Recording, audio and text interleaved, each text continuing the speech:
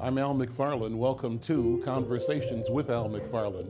And you know, it's all about the neighborhood. This is a conversation about how we build our community, our neighborhood, house by house, family by family. We're focusing on business creation, business development, economic development, and culture. Check out our new website at insightnews.com.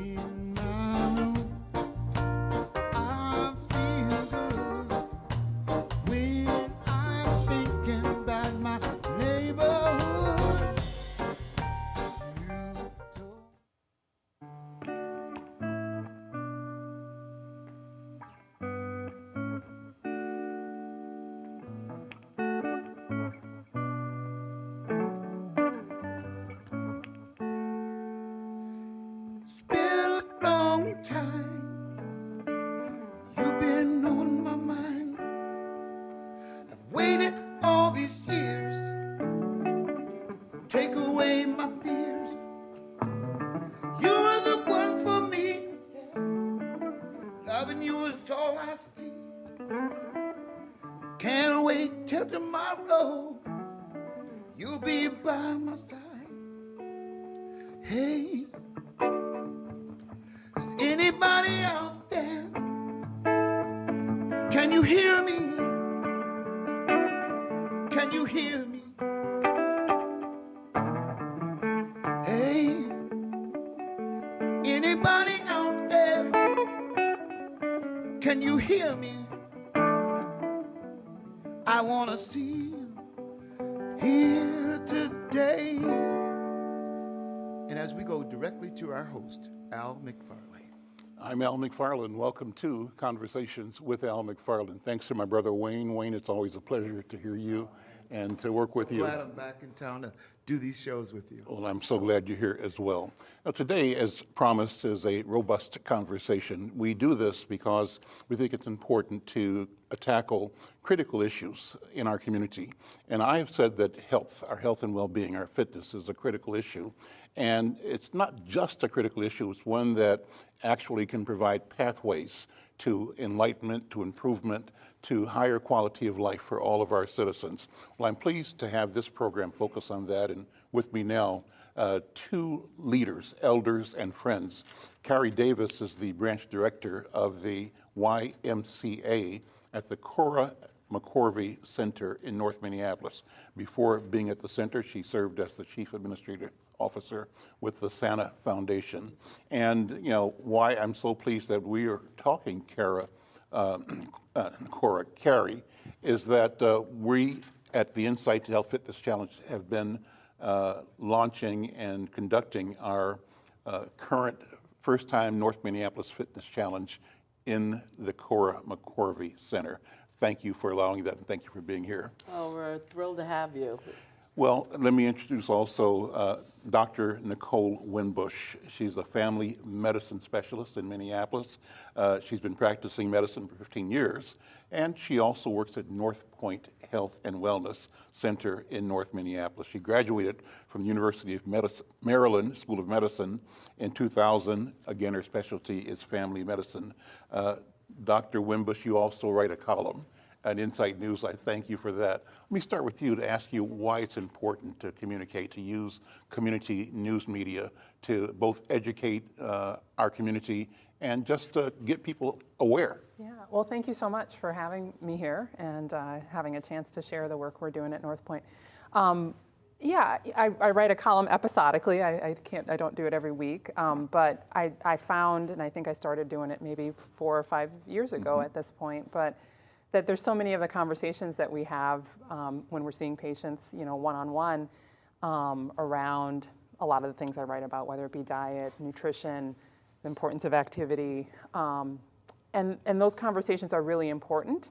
But in the context of a 10, 15, or 20-minute office visit, a lot of times you can't go into the detail to really give people the story and the information that can then help them decide how to implement that in their life. So to be able to write a column in a paper, hopefully reach more people than are coming in to see me in clinic, felt really important, and it's also something that I use as a tool, because when I would see patients, I'd say, oh, well, we talked a little bit about this, but either go to Insight or look this up, or sometimes I compile them in a separate website just to be a resource. And I've been pleased and surprised at how it does reach people. I think maybe this winter I was walking into the library over in South at the Hosmer Library, and I don't even think I'm that recognizable from my picture. And somebody said, "You write those columns for Insight?" And at that point I hadn't written a column in several months, but people often ask me, "When are you going to write more columns?" So it's not from That's an great ego feedback. standpoint, That's but wonderful feedback, though. sometimes when I think, is it worth doing this, or is the message getting out there? Because that's really what it's about. But it's been pleasing, and I think at North Point in general, we're continually trying to find, what is the best way to reach our patients and our clients, aside from hopefully hoping that they can come to North Point and access services as well. North Point is what I call a legacy institution. It's a major health resource for North Minneapolis and beyond. And it's been there. It was created back in the anti-poverty days as part of the Great Society. And it's uniquely a county facility on the one hand, but controlled and managed by a neighborhood board of directors. Right. So it's a wonderful way to empower, enable residents of the community to direct the care they receive, to establish priorities, and to expect top quality service. What North Point has done has delivered on the promise. Talk about that. Wow. I'm not a native Minnesotan, but I've been here now for, 12 years or so, and certainly working at North Point for most of those. It is really incredible, the history that we have in our community. And I think we're going into our 50th year this year, our 50th anniversary of providing services, community health services in our community.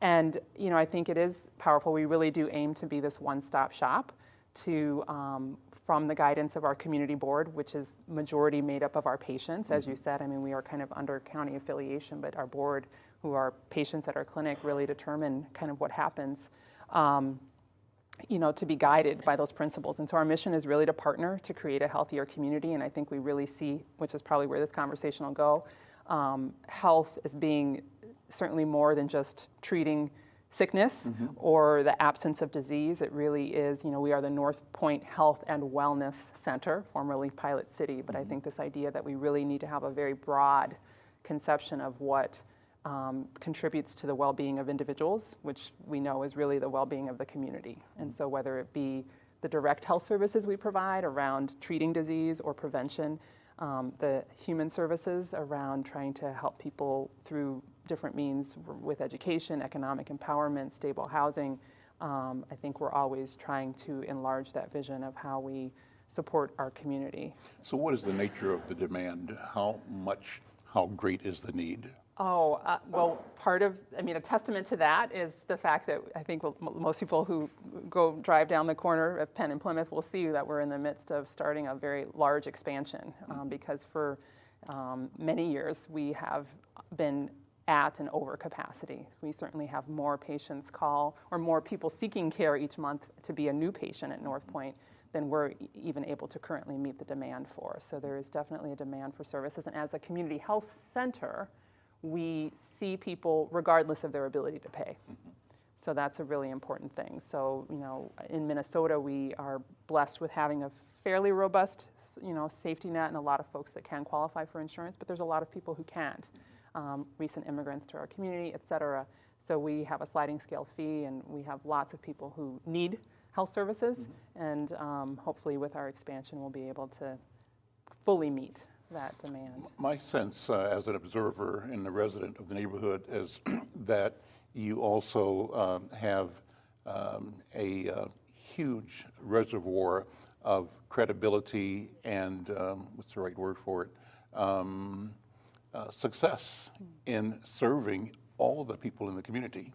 So it's not a question of only people who can't afford, but people who know that there is great value, and excellent doctors such as yourself who they want to be their advocates and their directors of their personal health. So I think you've got a great reputation there. What's your experience with that? Yeah, we have many patients and clients who have been coming to North Point for years.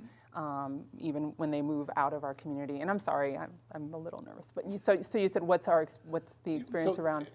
you know, talk about the fact that the organization serves the entire community. Right. And one might say it is just for people that can't afford. No, And that's the point I wanted to make. Right, so by no Yeah, means. yeah. I mean, we strive to be, and I think we are sort of the chosen healthcare provider Right. for many people. Right.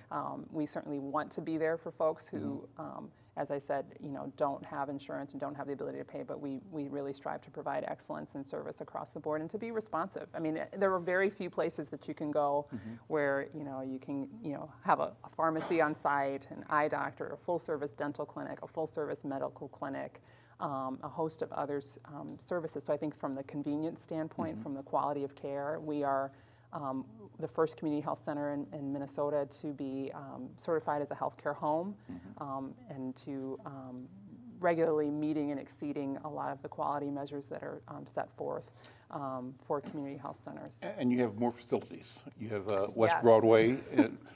You're moving more places, so you're Right. bringing it.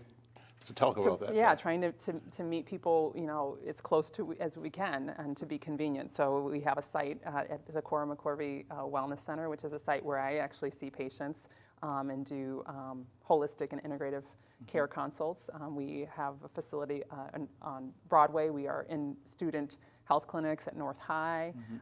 We also have our behavioral health services embedded in several schools. So it really is a model of trying to not have people have to travel really far to come to this one site, but to also be kind of conveniently located for folks. Yeah. Carrie, it's wonderful that you all are co-located at the Cora McCorvey Center, and your YMCA is a brand new facility, as is the North Point Clinic at Cora McCorvey Center. That's You correct. got a special mission.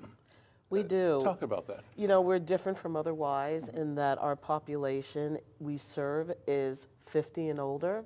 One of the things that we're looking at now is bringing in 40 and older. But we focus on the mature adult, and we talk about the benefits of health and wellness and nutrition. And we utilize exercise, group X classes, as well as individual training to show older adults how to do this really specialized for their needs, where a Zumba class that I might have taken 10 years ago is hard pounding, fast moving, we adapt for the older, mature user. We think about our strength class, and it's really about building on the individual strength rather than throwing up, barbells. And it's really a community. One of the things that I learned in coming in as the branch director is that the members there, this is their home. This is where they come and they meet their friends. This is where they come and they get that spiritual connection with each other, as well as understanding the importance of exercise. And so I feel like the home has been open for me to come in and be a part of this revolution and talk about what is important and why they need to be eating well and thinking about movement and not staying stagnant. When I, on a daily basis, will have members come into my office, even if I'm in a meeting or not, they'll come in and they'll sit in their wheelchairs and turn it around and tell whoever I'm talking to, excuse me, but I need to ask her a question. So it's the type of place where this is theirs, and I'm just blessed enough to be a part of it. So I've raised the question in bringing the Insight to Health Fitness Challenge to North Minneapolis that too often our community is defined by deficits. We all know that North Minneapolis, they say, is ground zero for all of the health disparities that our state has experienced. So I've raised the question, Dr. Winbush, about this notion of a blue zone. And my understanding is that researchers have identified a number of communities around the planet where people live long, they have high quality lives, and the question is, how come North Minneapolis, what would it take for North Minneapolis to be a blue zone? So I pose the question to Kari and others, what if we start this conversation about our neighborhood being a blue zone by the year 2040?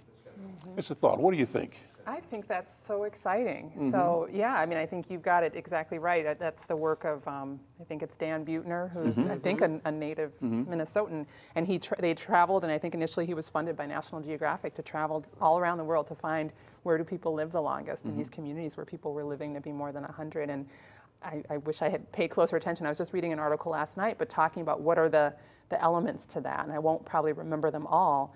But one thing that I think you were just touching on is this importance of the power of community and the power of a sense of belonging, and looking at some of these other communities and how culturally that presents itself. So I think in Okinawa, which is close to Japan, there's a whole cultural tradition of these women who, so much in our culture often can be around couples and romantic couples, but when women are a young age, and maybe the men do it too, but they get tied together in these communities of co-responsibility and co-caring, and they're really with this cohort of women, they're committed for life.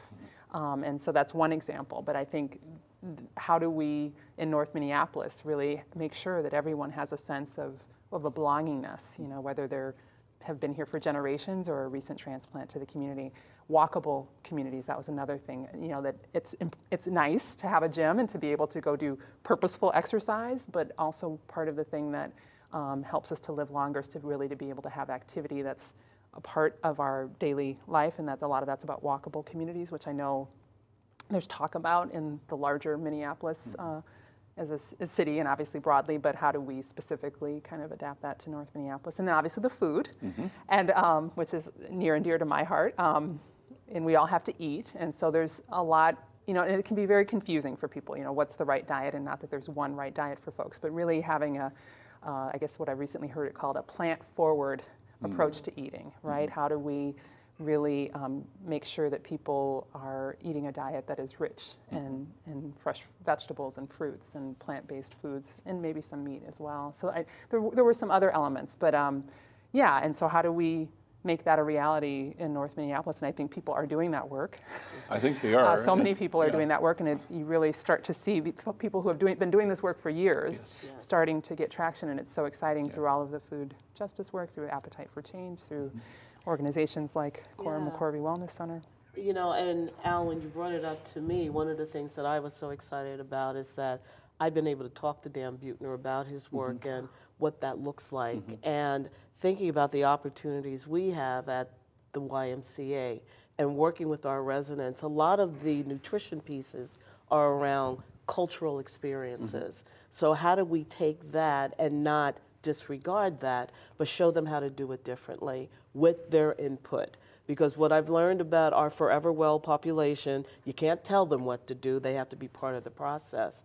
And that community that you talk about is, we don't have a gym, but we are connected with a senior facility. And so there's a way that they can walk around the building without even going outside, and they do it in groups.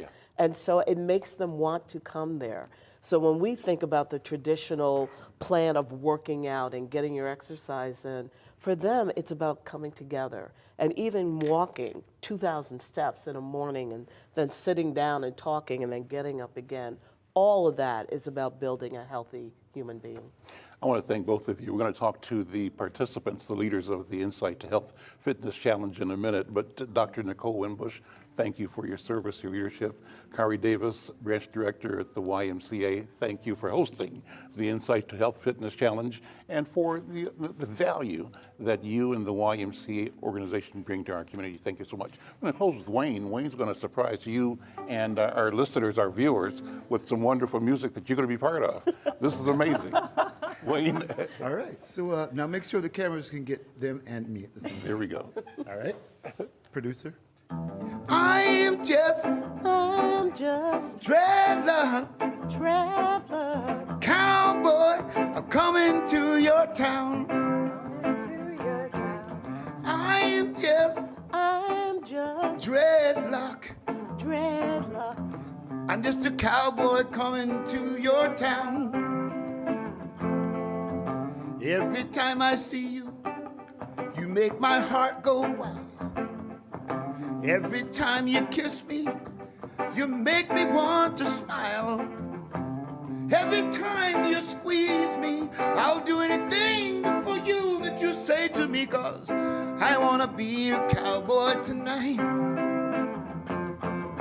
I'm just dreadlock cowboy. Well, I'm coming to your town. I'm just dreadlock. I'm just a cowboy coming to your town. Now this is what I say to my doctor. No woman, no cry. No woman, no cry. No woman, no cry. Come on now. No woman, no cry. I remember when we used to sit in a government yard in Trenchtown, holding all those crazy, crazy hypocrites who mingle with the good people we know. Good friends we've met, good friends we have lost along the way, yeah. In this great, great future, you cannot forget Maryland. So let's just move on today. Everything's all right. Everything is gonna be all right. Everything is gonna be all right. Everything is gonna be all right. Everything is gonna be all right. Everything is gonna be all right. Everything is gonna be all right. Everything is gonna be all right. Everything is gonna be. So no woman, no cry. All right, that was fun. No woman, no cry.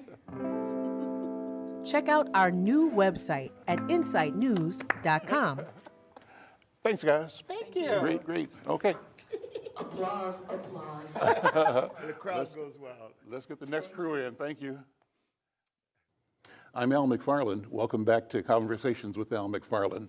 Glad to continue this conversation on health in our community. The last conversation we had Dr. Winbush and Kari Davis from the Y talk about institutional structures to support the health and well-being of our community.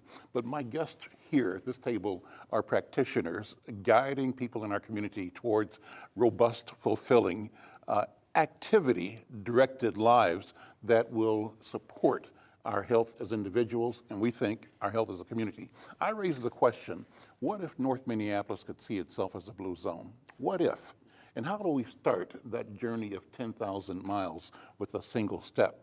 Well, one of the crews that's making that happen now are my colleagues, the leaders of the Insight to Health Fitness Challenge, which we are conducting right now in North Minneapolis at the Cora McCorvey YMCA. The company is Noor Elite Fitness. The leaders are Shay Sandifer and Val Florentine. Val is a certified Zumba instructor, and Shay is a figure body builder. And they lead a phenomenal and awesome class 4 days a week, I think. Monday, Tuesday, Thursday, Friday, and Saturday with all together up at the YMCA. Plus, they're doing a gazillion more classes in North Minneapolis. Also at the table, a partner in this enterprise is Femi Akinagbe. His company is called Body Dharma Healing Arts, and he teaches yoga and meditation. So I want to talk about all those things and how we've come together to bring an opportunity to change the narrative in our community about health and wellness. First of all, Shay and Val, thank you for doing what you do. And I'm so impressed with you and your company and your spirit at Noor Elite. What's the basis, the background? How did you create the Noor Elite model? Well, we came together, the model, we came together as mothers and as life coaches. Our life paths came together, and we found that we had the same passion that was part of our lives. We went through similar situations that have guided our lives to where we are today. We're both educated women who've worked in corporate America, and at some point in our lives, in our life path, we pulled back and realized that that was not, for me personally, that was not where I wanted to be. And we've gone through divorces and such. We're both mothers, and as we went through our divorces, me for one, I decided to completely quit corporate America. And as I was listening, I see that I was listening to your last segment, and you're so passionate, and everybody at the table so passionate about North Minneapolis and making it a blue zone and working within our community. And I live, I play, I eat within my community. I ended up being in North Minneapolis when I got married, and I often wondered why I was there, and realized after years why I was there. It came, and we're here, right? And so what led me to fitness was the simple fact that I was listening to the radio and listening to the disparities of health and wellness in North Minneapolis, and the numbers, the data was astounding, and it really hit me. And I said, I need to do something different. And so on my personal journey, I went and got certified for Zumba, and within a month, I knew where I wanted to be. I knew exactly where I wanted to be, and I've not moved from there since, because from my personal story, you've been impacting lives. But when Shay and I came together, we started working with Black Women's Health Imperative. Black Women's Health Imperative. We went on a conference. Yes, we were approached by Pillsbury to be lifestyle coaches, and they certified us. And what lifestyle coaching is within North Minneapolis is just wonderful. Working with 150 women so far who are pre-diabetic and overweight. And we meet with them every week. We've coached them for a year long, and we've built community, we've broke down walls, and so on and so forth. So when Shay and I came together, we met, and at a critical stage. In our life. I think in both of our lives and in the community. There's been a lot of change over the last 3-4 years in the north side. They're really trying to make it a blue zone, like you're saying, Al, and just bringing the awareness of the disparities, like she said. Right now, Black women are the most educated in the United States, but we're also the most overweight, obese. So combine those two, you're getting a lot of people that can't work. And then it's becoming generational. And it's impacting the household. It's impacting the whole house. The kids now are overweight. And, so same thing as Val. I've lived on the north side for years, left, went through a divorce, came back, and that's where my heart is. And so I found it through fitness. That was my journey to get, instead of going into a dark, deep depression for years, I came out lifting weights with a bang. And I said, not only am I going to lift weights, I'm going to change lives. So I'm going to be a figure bodybuilder, I'm going to compete, and I'm going to show women of color that we also can get on stage and take control and back of our lives, that, things have happened. You don't have to stay depressed. You don't have to live in this bubble just because these things have happened to you. On top of it, I became a manager of a farmer's market on the north side, so I run the Camden's Farmer's Market. And that's really passionate to me because people don't understand 80% is diet. So you can exercise all day, all night long, but if you go back to eating cheeseburgers, you're not going to see a change. So we have to get our mind and the way we eat and realize our body needs fuel and good fuel. So you need to start where it all started years ago with our ancestors, growing vegetables and bringing that into the home and showing how to cook those so that, your kids like them. My kids eat vegetables all the time. Sometimes they don't even know they eat vegetables, but they're eating them. And so when we combine those worlds and you combine, Val and our styles are totally different, but it works. It totally works. And because we have one goal. Yeah, we have one goal, and it's to work within the community, and it's to make it culturally appealing, and inviting, and always building a community around all of the work that we do. So we know the women and the people that we work with, not only as fitness instructors, but also as friends. So it's very important in our culture to build community. And so that's. Let me say, you say community, and I really believe that, but what I'm learning about you is you're building a movement. It is a movement. People It's a movement are that- regarding Val and Shay as a force to be reckoned with, and that you are all over the place in the positive and right sense of that phrase. You're providing service, leadership, direction, instruction to a lot of people all day, all week long, and they're wondering how you have the energy to do it, but you are prevailing and persisting. I think it's because it's not work for us, it's our passion. And so when you have your passion, it just flows and it just comes naturally. We both love helping people. We love seeing people excited. We love seeing people sweat. We love the questions. We love when we walk in the room, people are like, I'm so sore from 3 days ago. That's good. Let's get in it. You got 5 minutes to warm up. Let's go. Let's move. And you we're know, we're also therapy. therapy What I've for us, been, yeah. it's not only therapy for us, but we know that we are therapy and we are medicine. There's so many of, I call them my divas, who come to me after and they're like, hey, you know, I needed this class today. And I believe that.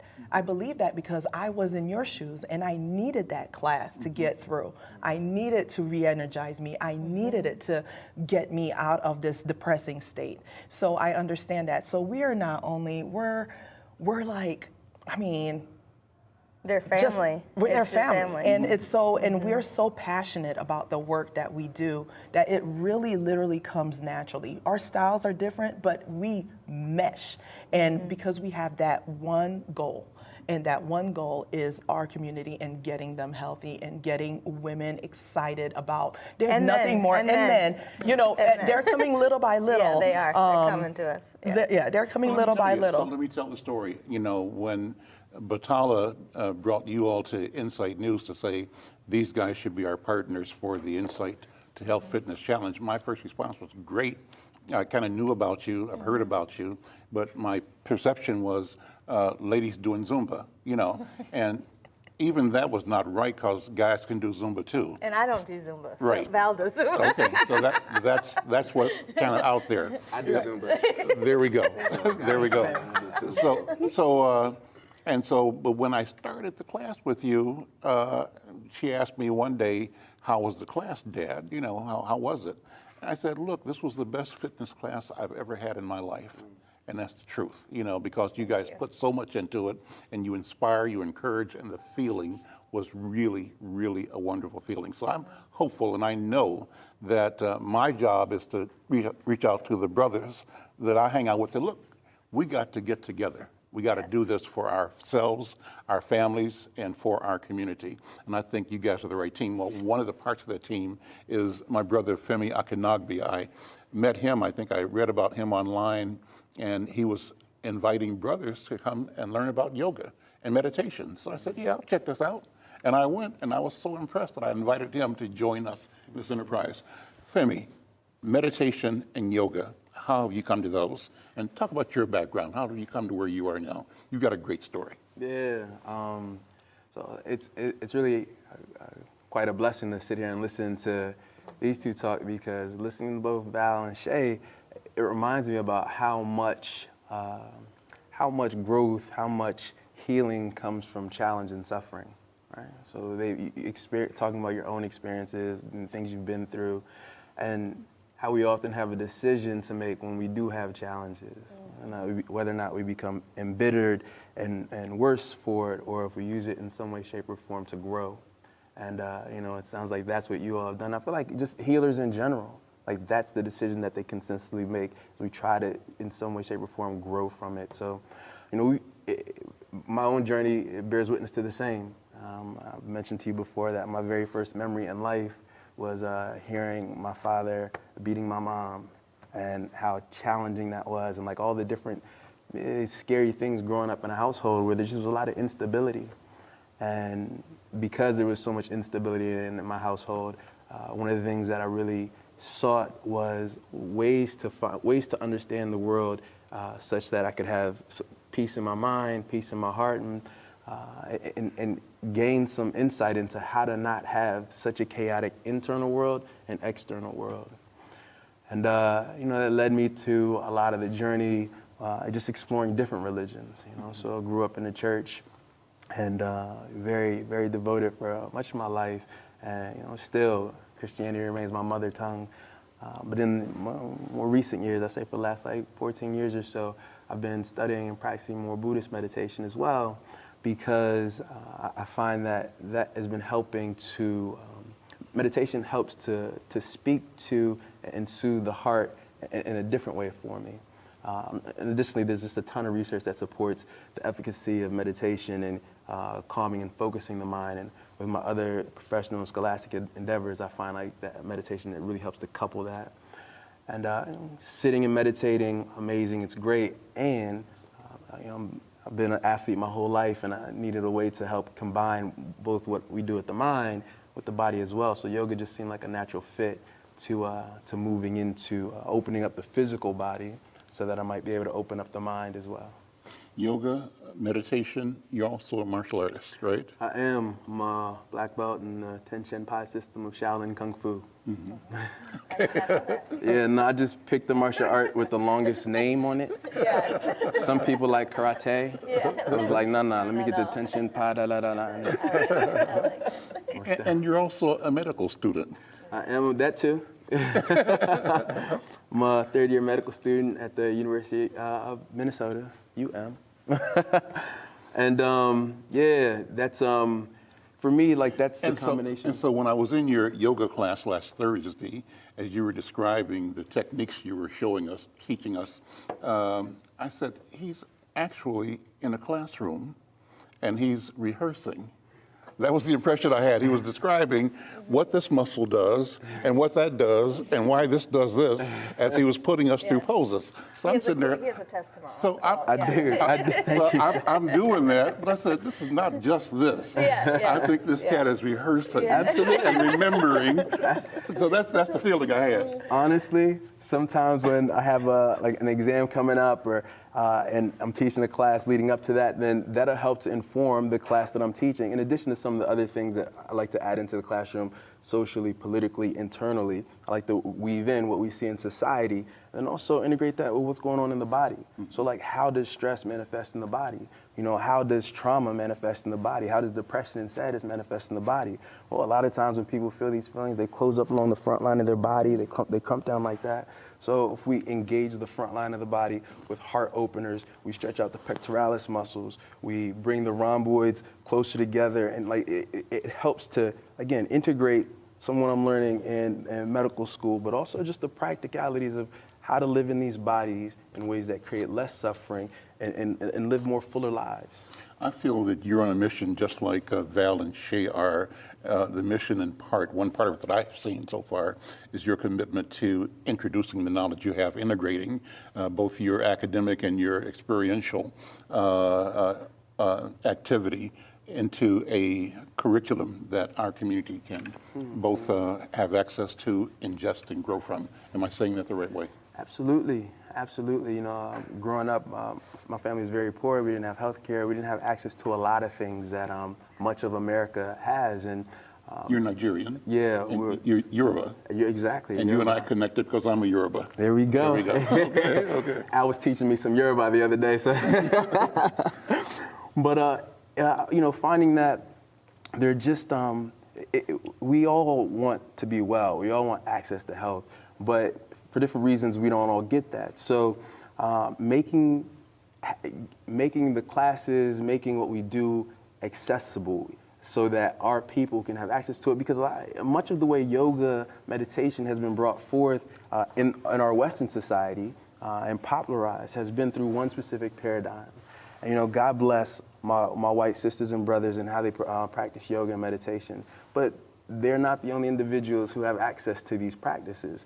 Yoga and meditation, particularly Buddhist meditation and yoga, come from the East and were invented by people of color. And so, bringing it here to the West, I think that the dissociation that many of our people feel from it has been because it's come through one specific lens. And one thing that I like to do with my work is help people understand that we are embodied people, right? That's just how we move through life. And so the idea of recognizing that innate embodiment and bringing some mindful awareness to that, to serve in our healing process, that's something that comes very natural to us. And I'm always surprised at how natural it is when people who tell me they can't do this yoga, they can't do this yoga, how when you just get them to sit down, let me get 10 minutes with you, 10 minutes, how easy the practice of being embodied comes to them. What is mindfulness? Who wants to jump on that? What is mindfulness? I'll tell you, I just taught introduction to mindfulness class a couple weeks ago, and I have no idea what mindfulness. It's like, what is Having taught it, right? Yeah. I think it's a phrase, it's a word that gets thrown around a lot in our society right now, and it actually can be very amorphous. People have no idea what mindfulness is. I don't believe that.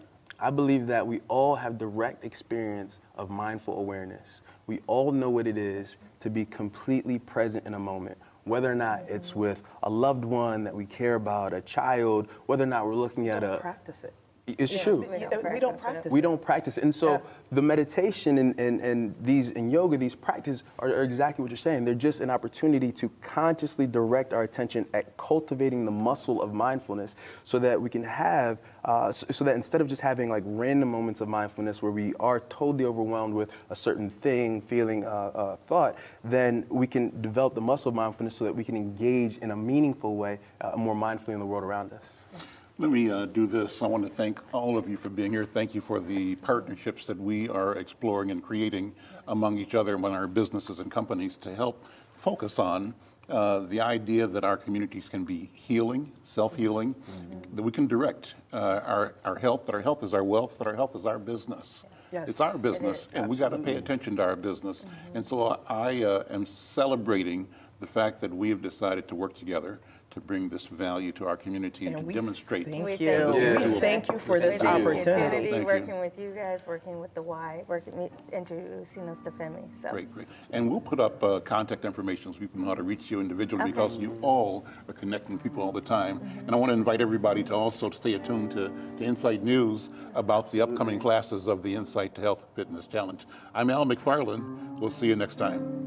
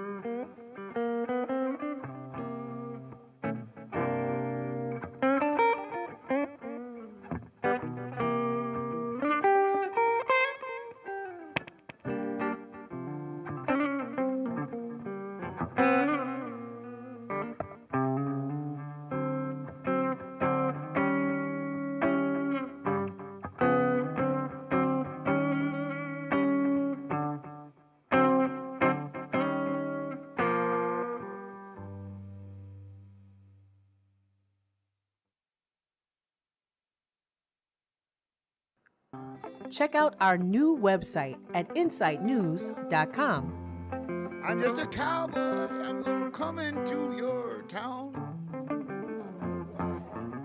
Every time I see you, you make my heart go wild.